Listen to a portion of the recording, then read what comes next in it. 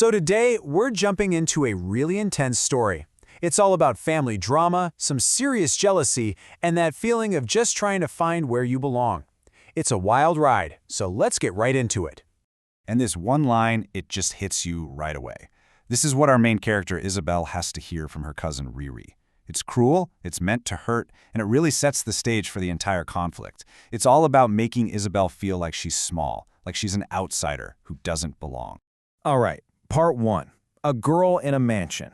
Let's set the scene. We meet Isabel, and she's living this life of luxury, right? But believe me, she feels anything but at home. And this is where you really see the core of the problem. On one side, you've got Isabel. She's adopted, she's a fantastic gymnast, but she's also 4'11" and is constantly reminded of it. Then you have Riri. She's the biological daughter, older, taller, and just eaten up with jealousy anytime Isabel gets a scrap of attention. To Riri, Isabel is just the charity case. You know, despite all the money and the gifts from her Aunt Judith, what Isabel really wants is simple. She just wants to feel loved for who she is, Not like she's some kind of project. Her aunt will say things like, "You're like my daughter." And that one little word, like, it just hangs in the air, a constant reminder that she's on the outside looking in. So now we're at part 2, allies and mysteries. This is where things start to get complicated.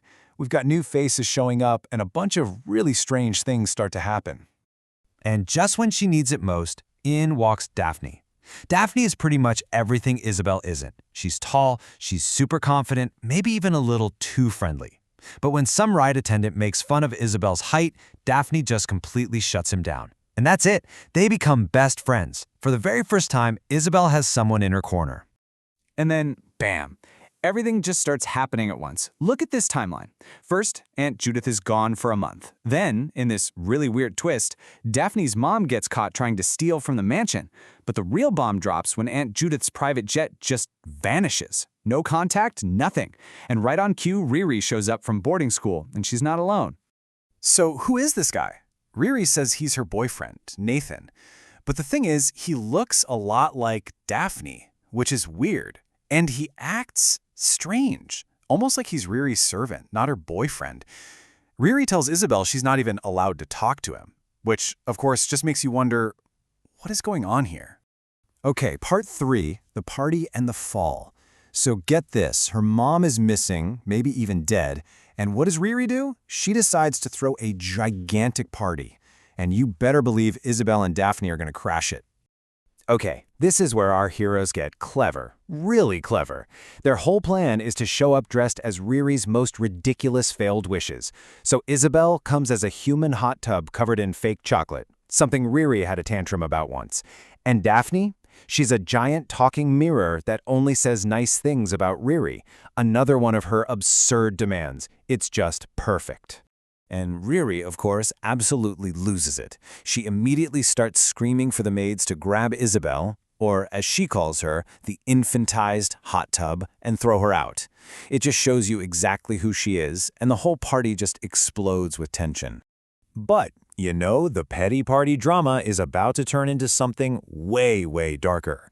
After all the guests are gone, Isabel and Daphne hear Riri and Nathan having a huge fight. And it just happens so fast. Riri is screaming at Nathan, calling him worthless, and he just snaps. He shoves her. She stumbles back, trips over something, and hits her head. Hard. And just like that, she's out cold on the floor. So they get to the hospital, and the second Riri wakes up, she points right at Nathan and accuses him of trying to kill her. But before the police can do anything, Isabel steps in front of him and says 2 words. "I did it." Just like that, she takes the blame for someone she barely even knows. Maybe it's because she knows what it's like to be the outsider who needs someone in their corner. All right, part 4, a brother's secret. Isabel's crazy move bought them some time.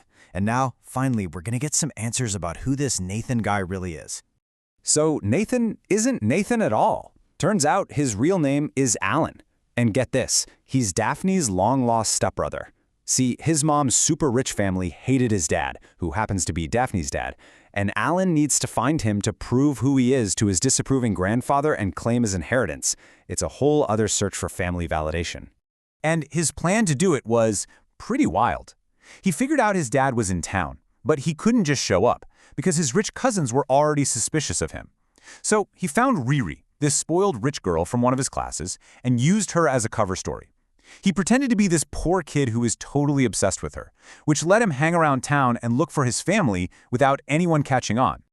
And you'd think finding his long-lost dad would be a heartwarming moment, right?